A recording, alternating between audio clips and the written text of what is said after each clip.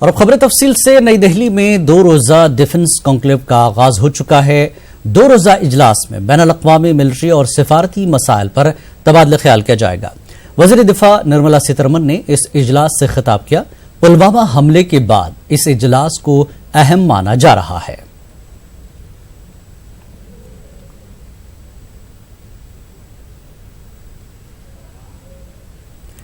NC के सदर फारूक अब्दुल्ला ने कश्मीर के मौजूदा हालात पर इजहार ख्याल किया। उन्होंने कहा कि हमारे मुल्क में खास तौर पर कश्मीरी मुसलमानों को परेशान किया जा रहा है। कोशिश हो रही है कि जंग की सूरत पैदा की जाए।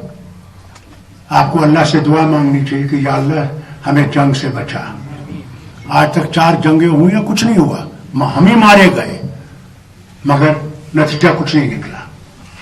अगर कोई रास्ता निकल सकता है इन दोनों मुल्कों में, एक तो बातचीत से निकल सकता है और पाकिस्तान को ये जो दहशतगर्दी है इसको खत्म करने की कोशिश करनी चाहिए। अभी भी वो तंजीमें हैं इस वतन में जो मुसलमानों के खिलाफ हैं, जो मुसलमानों को हर तरीके से मुसीबत लाना चाहते हैं। नेशनल कॉन्फ्रेंस के नायब सदर उमर अब्दुल्ला ने श्रीनगर में मीडिया से खिताब किया। उन्होंने पीएम मोदी को भी सख्त तनकीद का निशाना बनाया।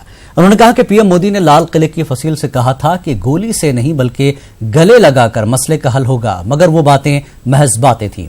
इसको अमली जामा नहीं पहनाया गया। उमर अब्दुल्ला ने आर्टिकल 35A के सिलसिले में कहा कि अगर 35A से खिलवाड़ किया गया तो हालात बद से बदतर होंगे।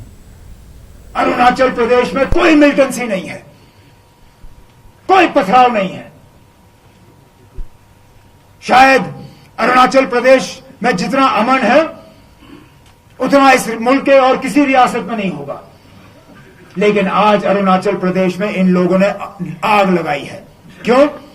क्योंकि उन्होंने उसी परमानेंट रेजिडेंट सर्टिफिकेट जैसा हमारे पास है वैसा वहां पे है, उन्होंने उसमें खिलवाड़ की, उसमें बदलाव लाया और अरुणाचल प्रदेश के डिप्टी सीएम का घर तक लोगों ने जला दिया।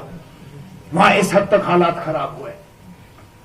जनाब, आप जम्मू कश्मीर में 35A के साथ खिलवाड़ करोगे, अरुणाचल से ज्यादा बदतर यहां के हालात हो जाएंगे, होंगे, और मैं धमकी नहीं दे रहा हूं।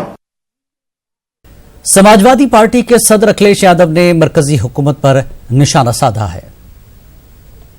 प्रधानमंत्री जी और भारतीय जनता पार्टी समय समय पर यह कहते हैं कि किसानों को हम MSP दिलवा देंगे। MSP की तो बात करते हैं भारतीय जनता पार्टी के लोग, लेकिन MSP मिलेगी कहां ये अभी तक नहीं बताया उन्होंने। आखिरकार MSP मिलेगी कहां? अभी किसान नेता एक अपनी बात कह रहे थे, तमाम किसानों की बात यहां तक शामिल कर रहे थे कि गन्ना किसान का अभी भी जितना भुगतान होना था नहीं हो पाया है। ये सरकार वही है जो दावा कर रही थी कि 14 दिन के अंदर किसानों का भुगतान हो जाएगा, लेकिन वर्ष के बाद वर्ष, 1 वर्ष 2 वर्ष निकल गए, लेकिन अभी भी किसान इंतजार कर रहा है उसका भुगतान हो जाए। किसी भी फसल का पैदावार अगर हो गई तो MSP सरकार नहीं दे पा रही है।